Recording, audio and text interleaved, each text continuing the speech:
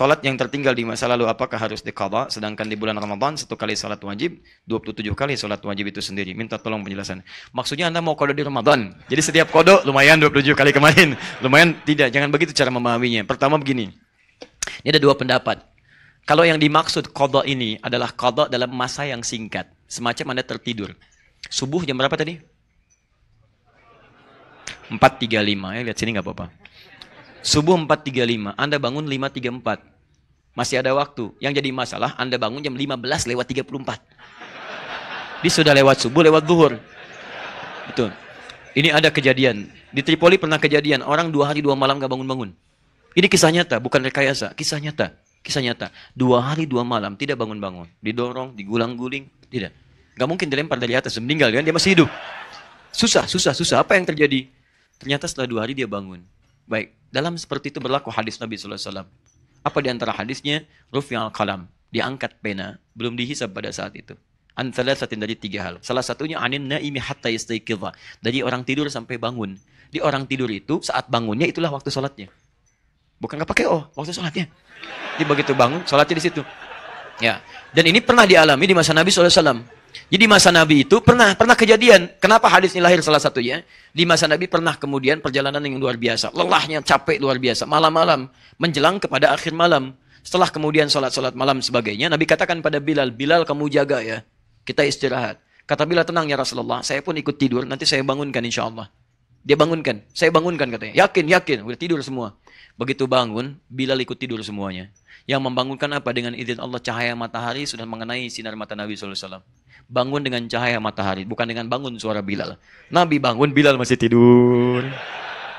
Kata Nabi, wailak ya Bilal, celaka kamu Bilal. Katanya kamu bangun, kok kamu ketiduran? Kalau kamu nggak mampu, jangan katakan insya Allah saya bangunkan. Jangan katakan saya bangunkan. Jangan katakan. Maka dari situ kemudian kata Nabi, berwudu semuanya. Setelah wudu, adzan kamu Bilal. Setelah itu, tunaikan sholat sunnah. Setelah itu, ayo sholat.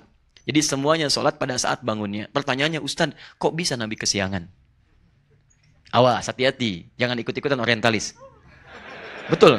Karena ada yang pernah ikut orientalis. Ya, hadis itu baru dikumpulkan 200 tahun setelah wafatnya Nabi SAW. Itu ikut-ikutan. Dan ngaku ustad lagi. Ya? Itu bahaya. Kalau itu orang gila, bolehlah bawa aja silahkan. Kita ridho. Gak ada masalah kalau itu. Ya. Tapi yang asli jangan. Tolong jangan dipotong video saya. Terrepot lagi. Nah, kembalikan sini. Kenapa Nabi kemudian seakan bangun kesiangan? Ternyata bukan. Allah bisa saja memberikan isyarat kepada Nabi, bangun ya Rasulullah. Langsung dibangunkan. Sekarang waktunya subuh. Tapi kenapa diperkenankan oleh Allah bangun dalam keadaan bukan subuh? Untuk memberikan dampak hukum pada umatnya yang mungkin mengalami peristiwa serupa. Kalau Nabi, itu mudah dibangunkan. Kalau nggak pernah kejadian seperti itu, bagaimana cara menerangkan hukumnya? Makanya yang akan mengalami itu kebanyakan umatnya, bukan nabinya. Karena itulah Nabi diberikan seperti itu bersamaan dengan umatnya supaya menerangkan hukum dan disebarkan oleh umatnya pada saat itu. Karena itulah kemudian teman-teman sekalian, jika ada orang yang tertidur dalam masa singkat tadi kemudian bangun saat itu dia sholat. Anda ketiduran misalnya kan, bangun jam 9, saat bangunnya itu sholat. Tapi ingat, bukan dalam rangka ketiduran dalam nuansa yang disengaja. Ada peluang nih, tiduran, ya kan? Tiduran. Bukan. Anda memang tertidur capek lelah. Tapi kalau tidur Anda karena bergadang, lihat bola dan sebagainya, PSG ketemu dengan Madrid nih, ketemu dengan Madrid hari Kamis dini hari. Wah, sudah catat tanggalnya macam-macam. Madrid sedang gak bagus di liga nih, tertinggal terus. Bahkan kemarin dia seri lagi, sebelumnya kalah dan salib Barcelona, poinnya udah 19 bedanya, nggak mungkin kesusul. Sedangkan di PSG, waduh, sedang juara pertama nih, kemarin menang 3-0, Neymar ngegolin lagi, ngasih assist lagi. Cuman dia belum dapat Ballon d'Or, kalah sama Ronaldo dengan Messi, tapi Ronaldo sedang turun. Sekarang bertemu antara Ronaldo dengan Neymar. Di mana kira-kira? Dilihat jadwalnya. Saya nggak pernah nonton, Pak, nggak ada kerjaan.